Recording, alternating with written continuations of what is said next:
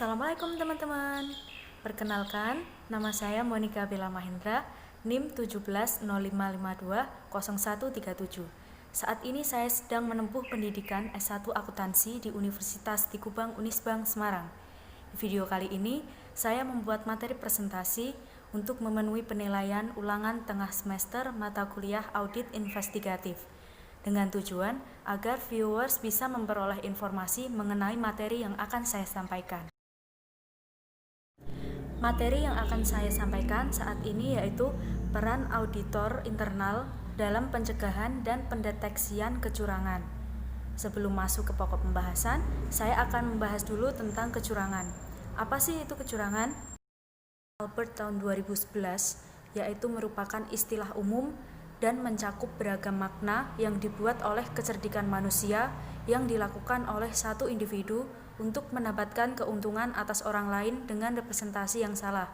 Sedangkan menurut ACFA tahun 2002, fraud dianggap sebagai penyalahgunaan kekuasaan seseorang yang disengaja atau kesalahan penggunaan sumber daya untuk memperbaiki diri. Dan jenis-jenis fraud itu sendiri ada penyelewengan aset, kecurangan laporan keuangan, dan korupsi. Latar belakang terjadinya fraud itu adanya tekanan akan kebutuhan untuk melakukan fraud, adanya kesempatan dalam situasi yang membuka kesempatan untuk memungkinkan suatu kecurangan terjadi, dan yang ketiga adanya rasionalisasi yang memperbolehkan pihak-pihak tertentu untuk melakukan tindakan kecurangan. Sedangkan pencegahan fraud bisa diatasi dengan cara yang pertama ada risk analysis, itu merupakan desain kebijakan anti korupsi, harus diawali dengan melakukan analisa apa saja pola korupsi yang mungkin terjadi. Kemudian ditindaklanjuti dengan desain program anti korupsi yang sejalan dengan analisa tersebut. Yang kedua dengan cara implementasi, yaitu melakukan sosialisasi kebijakan anti korupsi, pelatihan anti korupsi, dan evaluasi proses bisnis untuk menghindari korupsi. Dan yang ketiga adanya sanksi, yaitu harus ada sosialisasi kepada seluruh karyawan mengenai sanksi atas korupsi. Sanksi itu dapat berupa pengurangan kompensasi, tidak naik jabatan, atau bahkan pemecatan dan sampai proses hukum. Dan yang keempat melakukan monitoring, yaitu dengan cara evaluasi program anti korupsi secara berkala dan mengambil langkah perbaikan secara terus-menerus. Nah, masuk ke dalam materi pembahasan. Materi pembahasan kali ini ada 5. Yang pertama adanya fenomena fraud, yang kedua adalah diamond theory, ketiga adalah komponen pengendalian internal, yang keempat ada peran internal auditor dalam mencegah dan mendeteksi kecurangan, dan yang kelima ada kompetensi internal auditor. Pembahasan pokok yang pertama yaitu fenomena fraud. Fenomena fraud terjadi karena adanya peluang untuk melakukan penyimpangan. Salah satu penyimpangan yang dilakukan yaitu korupsi. Seperti contoh kasus korupsi pada sinergi BUMN yang berujung korupsi. Fraud melalui tindak korupsi terjadi di 2 perusahaan plat merah nasional, yakni PT Angkasa Pura II dan PT Industri Telekomunikasi Indonesia. Kedua perusahaan milik negara itu memutuskan untuk bersinergi dalam menenggarap proses penggadaan budget handling system senilai 86 miliar rupiah. Dalam prosesnya, Direktur Keuangan Angkasa Pura II diduga menerima suap sebesar 96.700 dolar Singapura dari Direktur Utama PT Inti sebagai hadiah terima kasih atas proyek tersebut. Dan dalam prosesnya, transaksi suap dilakukan melalui perantara dari pihak PT Inti dan diduga berlangsung dengan sepengetahuan Direktur Utama Angkasa Pura II. Dan pada akhirnya, Komisi Pemberantasan Korupsi menangkap Direktur Keuangan Angkasa Pura II, Direktur Utama PT Inti, dan perantara dari PT Inti, serta menjadikan mereka sebagai tersangka. Kasus fraud yang dialami BUMN ini merupakan salah satu contoh kasus fraud jenis korupsi, yang merupakan bentuk fraud jenis ini seringkali tidak dapat dideteksi karena para oknum bekerja sama menikmati keuntungannya. Hal ini termasuk penyalahgunaan wewenang, penyuapan, penerimaan yang tidak sah, dan pemerasan. Masuk ke dalam pokok bahasan yang kedua, yaitu Diamond Theory. Diamond Theory merupakan penyempurnaan dari teori fraud triangle yang dicetuskan oleh Kriza yang memiliki 3 elemen, yaitu pressure, opportunity, dan rasionalisasi. Dan pada fraud diamond ditambahkan dengan elemen capability sebagai penyempurnanya. Capability sebagai elemen pembaruan dari fraud triangle yang dikemukakan oleh Wolff dan Hermansen mampu mencegah terjadinya fraud. Elemen yang pertama pada Diamond Theory adalah tekanan atau pressure. Pressure merupakan dorongan orang untuk melakukan fraud. Pressure muncul tidak hanya karena kebutuhan atau masalah finansial, tetapi banyak juga terdorong oleh keserakahan. Jenis kondisi umum terjadi pada pressure dan dapat mengakibatkan kecurangan. Yang pertama ada tekanan finansial, yang kedua ada fixed pressure, dan yang ketiga ada tekanan yang berhubungan dengan pekerjaan. Tekanan finansial atau financial pressure. Ada 6 faktor yang mempengaruhi terjadinya tekanan finansial. Yang pertama adanya keserakahan, yang kedua adanya standar hidup yang terlalu tinggi, yang ketiga banyaknya tagihan dan hutang, yang keempat kredit yang hampir jatuh tempo, yang kelima kebutuhan hidup yang tidak terduga, dan yang keenam adanya tekanan akan kebiasaan buruk. Untuk fixed pressure yaitu disebabkan oleh dorongan untuk memenuhi kebiasaan yang buruk, misalnya berhubungan dengan judi, obat-obatan terlarang, alkohol, dan barang-barang mahal yang sifatnya negatif. Sebagai contoh, seseorang yang suka berjudi akan terdorong untuk melakukan apapun untuk memperoleh uang sebagai taruhannya. Dan yang ketiga adanya work-related pressure. Tidak adanya kepuasan kerja yang diperoleh karyawan, misalnya kurangnya perhatian dari manajemen, adanya ketidakadilan, dan sebagainya, dan dapat membuat karyawan harus melakukan fraud untuk memperoleh imbalan atas kerja kerasnya. Elemen yang kedua dari Diamond Theory yaitu peluang atau opportunity. Fraud dapat dilakukan apabila terdapat peluang untuk melakukannya. Peluang itu dapat diambil apabila fraud yang dilakukannya berisiko kecil untuk diketahui atau dideteksi. Opportunity merupakan peluang yang memungkinkan terjadinya fraud. Peluang dapat terjadi karena pengendalian internal yang lemah, pengawasan manajemen yang kurang baik, atau melalui penggunaan posisi. Faktor-faktor yang dapat mempengaruhi adanya peluang untuk melakukan fraud adalah kurangnya kontrol untuk mencegah dan atau mendeteksi fraud, adanya ketidakmampuan untuk menilai kualitas kinerja, adanya kegagalan untuk mendisiplinkan para pelaku fraud, ada kurangnya pengawasan terhadap akses informasi, ketidakpedulian dan ketidakmampuan untuk mengantisipasi fraud, dan kurangnya jejak audit atau yang disebut dengan audit trail. Elemen ketiga dalam Diamond Theory adalah rasionalisasi atau rationalization. Rasionalisasi merupakan elemen penting dalam terjadinya fraud, karena pelaku fraud selalu mencari pembenaran secara rasional untuk membenarkan perbuatannya. Adanya suatu sikap, karakter, atau seperangkat nilai-nilai etika yang memungkinkan manajemen atau pegawai untuk melakukan tindakan yang tidak jujur, atau mereka berada dalam suatu lingkungan yang memberikan mereka tekanan yang cukup sehingga menyebabkan mereka membenarkan pelaporan keuangan yang tidak benar tersebut.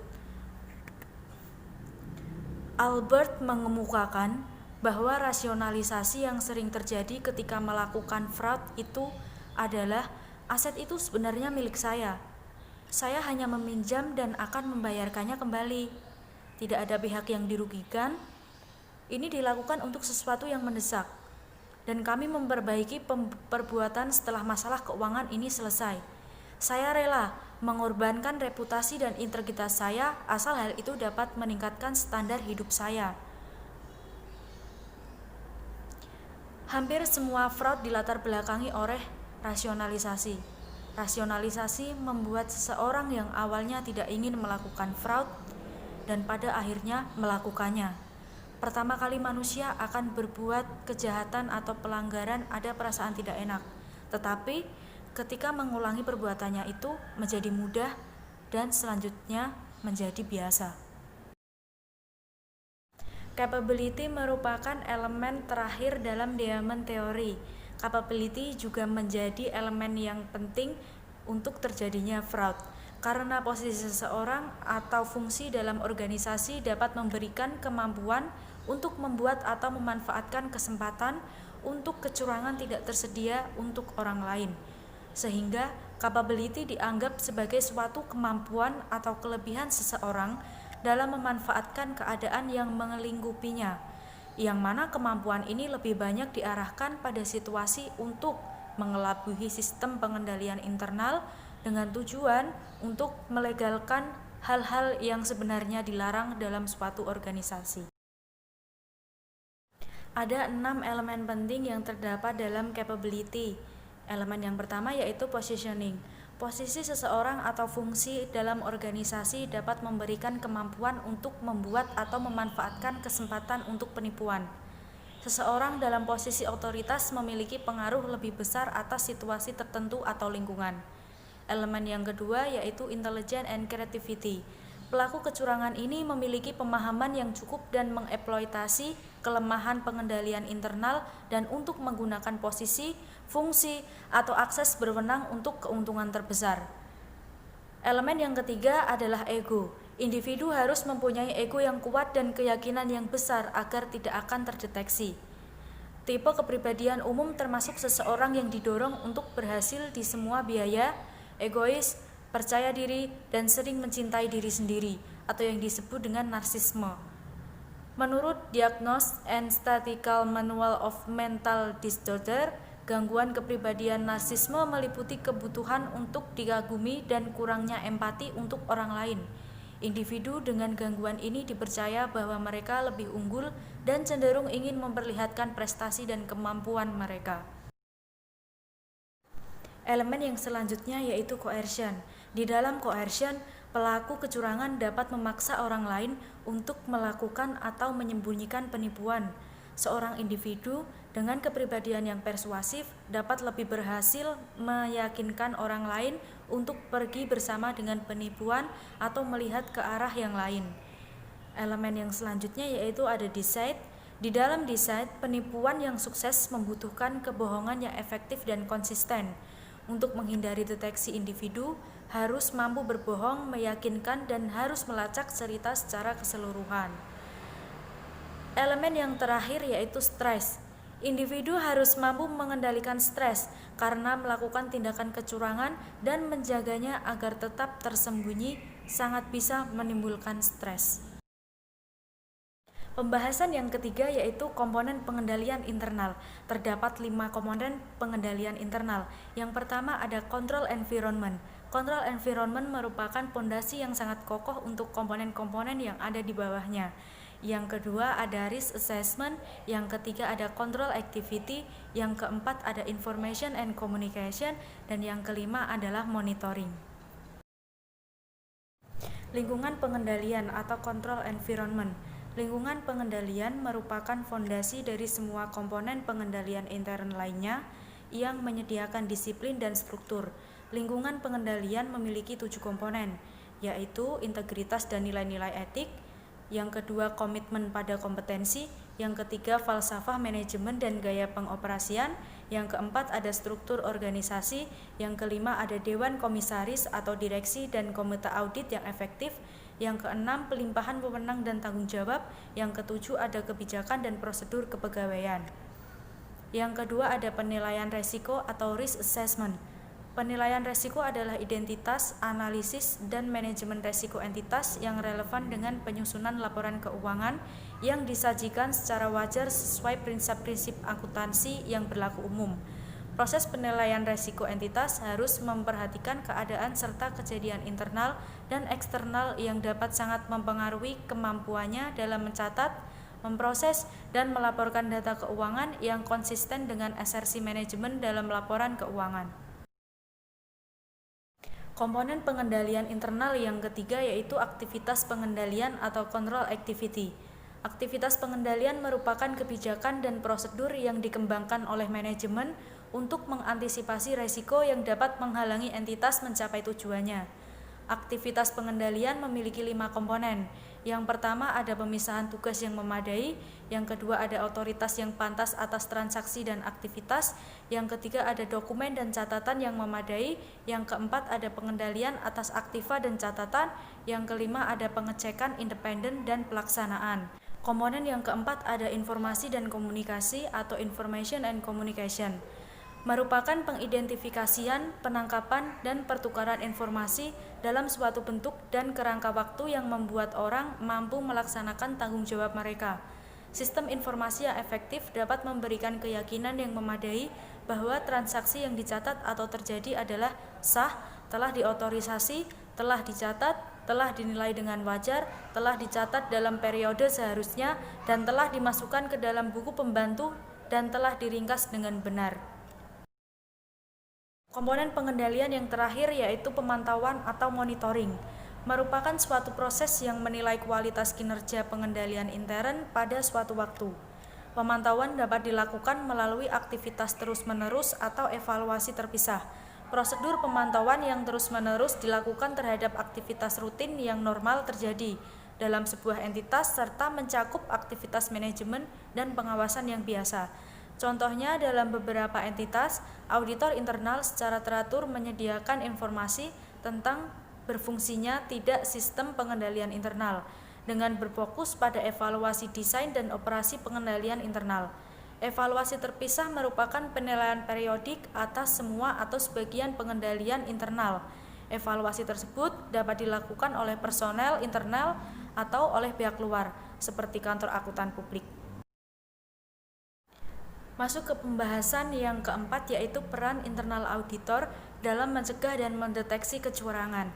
Bagaimana sih caranya mencegah kecurangan? Mencegah kecurangan bisa dilakukan dengan cara yang pertama, menciptakan budaya kejujuran, keterbukaan, dan bantuan. Yang kedua, menghilangkan peluang fraud. Yang ketiga, mengidentifikasi pentingnya pengendalian internal yang baik. Yang keempat, mencegah kolusi antara karyawan dan pihak luar. Yang kelima, mengenali bagaimana memonitor karyawan. Dan bagaimana sih cara mendeteksi fraud atau kecurangan? Dengan dua teknik. Yang pertama ada teknik mendeteksi melalui audit catatan akuntansi yang mengarah pada gejala atau kemungkinan terjadinya fraud.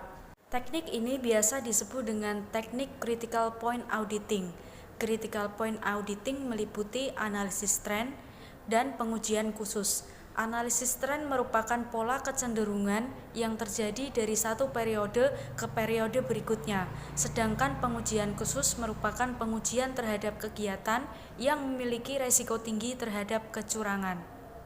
Teknik yang kedua yaitu teknik mendeteksi dengan analisis kepekaan pekerjaan dengan memandang pelaku potensial atau yang biasa disebut dengan job sensitivity analysis. Job sensitivity analysis meliputi hal identifikasi semua posisi pekerjaan yang rawan terhadap kecurangan. Identifikasi tingkat pengendalian yang dilakukan manajer.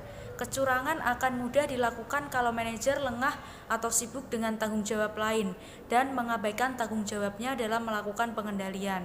Ada identifikasi gejala yang terjadi seperti adanya kekayaan pribadi yang tidak dapat dijelaskan, pola hidup mewah, rasa tidak puas, egois, pengabdian instruksi, dan ingin dianggap penting.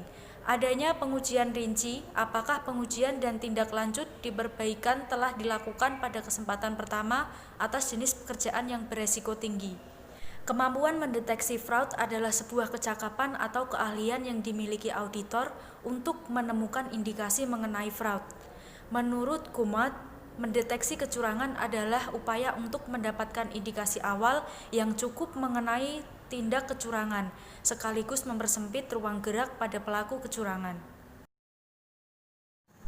Sebelum masuk ke peran internal auditor, saya akan membahas terlebih dahulu tentang audit internal. Audit internal merupakan suatu kegiatan yang melakukan evaluasi atas efektivitas pengendalian internal yang sudah ditetapkan dan dijalankan oleh manajemen. mewaspadai terhadap adanya resiko indikasi kecurangan di perusahaan, dan melakukan tanggung jawab sepenuhnya dengan apa yang seharusnya dilakukan oleh manajemen, yaitu menilai resiko kecurangan. Merancang juga menetapkan pengendalian internal untuk meminimalisir kecurangan dan implementasinya. Resiko sendiri itu merupakan suatu kejadian atau kondisi yang berkaitan dengan hambatan dalam mencapai suatu tujuan. Pengertian resiko itu berkaitan dengan adanya tujuan, sehingga bila tidak ada tujuan yang ditetapkan, maka tidak ada resiko yang harus dihadapi. Jadi, untuk lebih berhasil, sebaiknya auditor internal perlu memahami kecurangan dan jenis-jenis kecurangan yang mungkin terjadi di dalam perusahaan.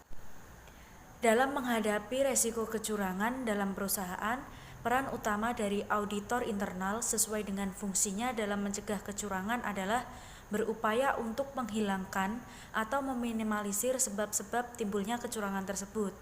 Karena pencegahan pada suatu kecurangan lebih mudah daripada mengatasi suatu kecurangan yang sudah terjadi.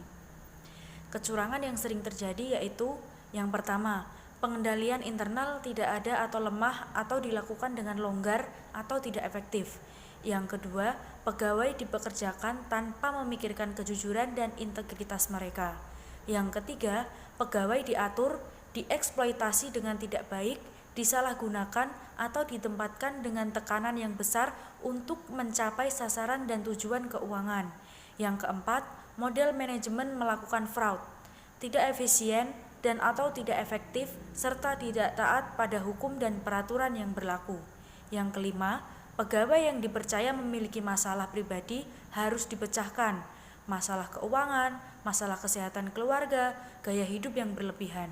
Dan yang terakhir, industri di mana perusahaan menjadi bagiannya memiliki sejarah atau tradisi terjadinya kecurangan. Untuk mencegah terjadinya risiko kecurangan dalam perusahaan dilakukan dengan cara sebagai berikut.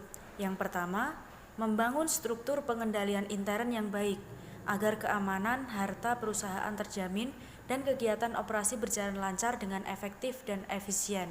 Manajemen perlu mengadakan struktur pengendalian intern yang baik dan efektif untuk mencegah kecurangan. Yang kedua ada mengefektifkan aktivitas pengendalian dengan cara review kinerja aktivitas pengendalian ini mencakup review atas kinerja sesungguhnya dibandingkan dengan anggaran dan perkiraan.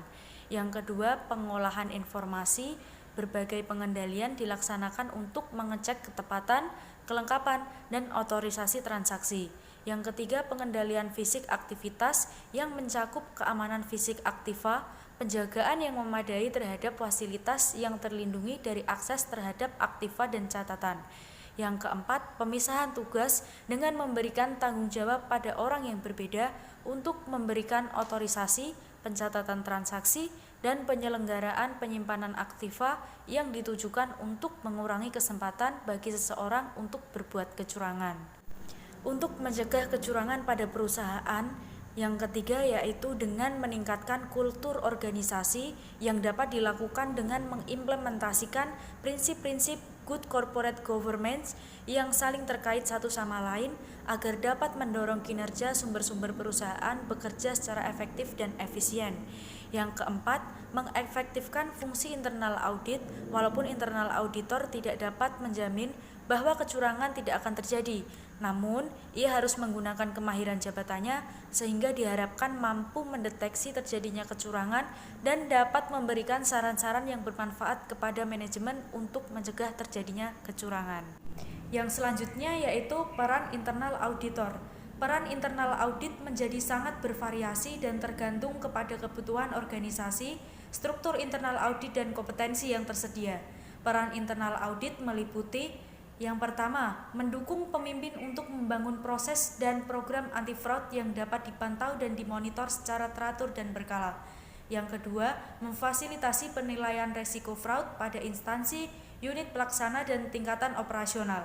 Yang ketiga, menghubungkan dan mendokumentasikan aktivitas pengendalian anti-fraud untuk mengidentifikasi resiko fraud. Yang keempat, mengevaluasi dan menguji desain dan efektivitas operasi program pengendalian dan anti-fraud. Yang kelima, melaksanakan fraud auditing atau auditing investigatif Dan yang keenam, melaksanakan penugasan investigasi untuk membuktikan dugaan fraud atau penyalahgunaan lainnya. Yang selanjutnya, melaporkan kepada pemimpin instansi mengenai efektivitas instansi dalam mencegah, mendeteksi, menginvestigasi, dan memperbaiki dampak fraud yang terjadi. Selain itu, peran audit internal adalah sebagai pengawas terhadap tindak kecurangan. Audit internal bertanggung jawab untuk membantu manajemen mencegah fraud dengan melakukan pengujian dan evaluasi keandalan dan efektivitas dari pengendalian seiring dengan potensi resiko terjadinya kecurangan dalam berbagai segmen.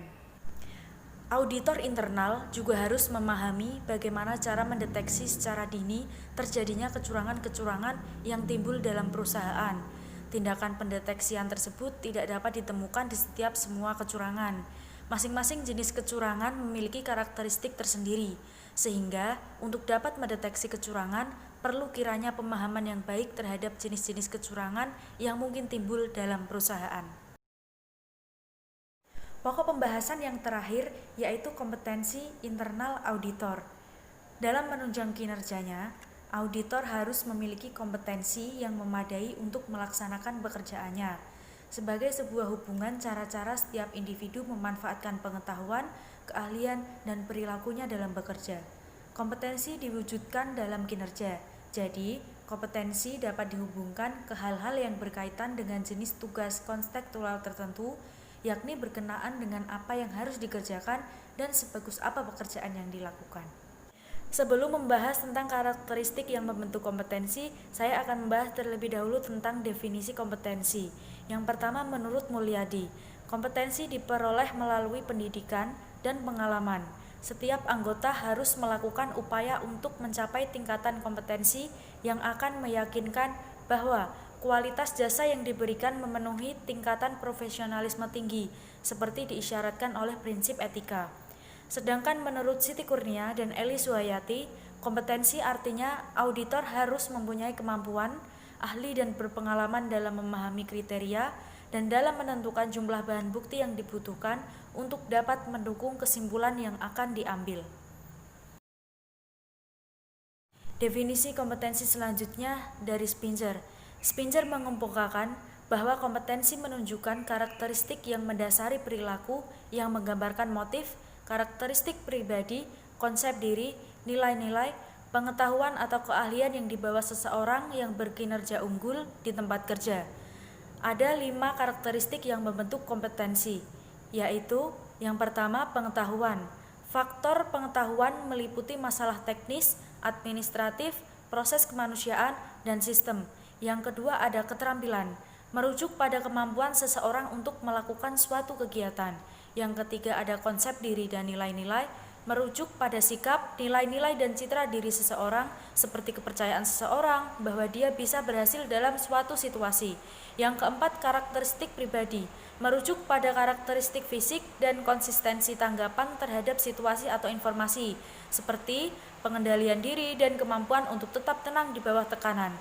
Dan yang terakhir adalah motif, merupakan emosi, hasrat, kebutuhan psikologis atau dorongan-dorongan lain yang memicu tindakan. Sehingga dapat disimpulkan bahwa kompetensi merupakan segala sesuatu yang dimiliki oleh seseorang berupa pengetahuan, keterampilan, dan pengalaman, serta faktor-faktor internal individu lainnya untuk dapat mengerjakan sesuatu pekerjaan. Pembahasan yang selanjutnya yaitu kompetensi yang wajib dimiliki oleh seorang auditor internal. Yang pertama, memiliki keterampilan komunikasi, termasuk di dalamnya itu komunikasi lisan, penulisan laporan, dan keterampilan presentasi. Yang kedua ada keterampilan memecahkan masalah dengan pemikiran konseptual dan analitis. Yang ketiga ada kemampuan untuk mempromosikan nilai audit internal. Itu merupakan karyawan karena karyawan merupakan kunci dalam organisasi. Yang keempat, mengikuti perkembangan perubahan peraturan dan standar industri. Yang kelima, pengetahuan dalam audit, seperti standar audit internal dan standar etika profesional. Dan yang keenam yaitu pengetahuan dalam manajemen resiko perusahaan. Yang dimaksud di sini adalah analisis resiko dan penilaian resiko kontrol. Kompetensi lain yang diidentifikasi dalam survei adalah keterampilan organisasi, keterampilan manajemen perubahan, pemikiran kritis, kerja tim, dan keterampilan negosiasi. Sekian presentasi yang dapat saya sampaikan. Mohon maaf apabila banyak kekurangan dan salah kata ataupun pengucapan. Semoga presentasi yang saya sampaikan ini dapat bermanfaat bagi pendengar dan viewers. Dan sampai jumpa di video selanjutnya. Waalaikumsalam warahmatullahi wabarakatuh. Dadah.